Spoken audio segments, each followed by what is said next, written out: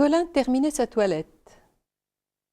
Il s'était enveloppé, au sortir du bain, d'une ample serviette de tissu bouclé dont seules ses jambes et son torse dépassaient.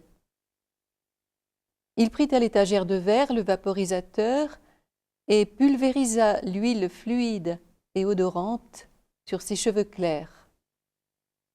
Son peigne d'ambre divisa la masse soyeuse en longs filets orange, pareils aux sillons que le gai laboureur trace à l'aide d'une fourchette dans de la confiture d'abricot.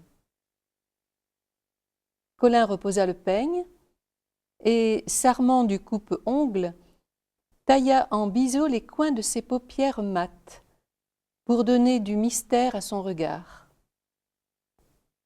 Il devait recommencer souvent, car elle repoussait vite. Il alluma la petite lampe du miroir grossissant et s'en approcha pour vérifier l'état de son épiderme. Quelques comédons saillaient aux alentours des ailes du nez. En se voyant si laids dans le miroir grossissant, ils rentrèrent prestement sous la peau et, satisfait, Colin éteignit la lampe. Il détacha la serviette qui lui saignait les reins et passa l'un des coins entre ses doigts de pied pour absorber les dernières traces d'humidité. Dans la glace, on pouvait voir à qui il ressemblait, le blond qui joue le rôle de Slim dans Hollywood Canteen. Sa tête était ronde, ses oreilles petites, son nez droit, son teint doré.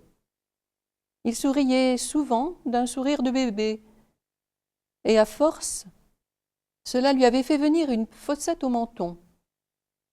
Il était assez grand, mince, avec de longues jambes, et très gentil. Le nom de Colin lui convenait à peu près. Il parlait doucement aux filles et joyeusement aux garçons. Il était presque toujours de bonne humeur. Le reste du temps, il dormait. Il vida son bain en perçant un trou dans le fond de la baignoire. Le sol de la salle de bain, dallé de grès cérame jaune clair, était en pente et orientait l'eau vers un orifice situé juste au-dessus du bureau du locataire de l'étage inférieur. Depuis peu, sans prévenir Colin, celui-ci avait changé son bureau de place. Maintenant, l'eau tombait sur son garde-manger.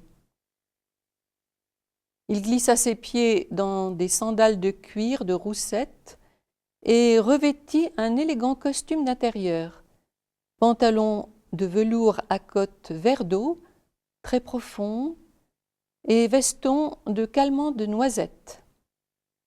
Il accrocha la serviette au séchoir, posa le tapis de bain sur le bord de la baignoire et le saupoudra de gros sel afin qu'il dégorgeât toute l'eau contenue. Le tapis se mit à baver en faisant des grappes de petites bulles savonneuses.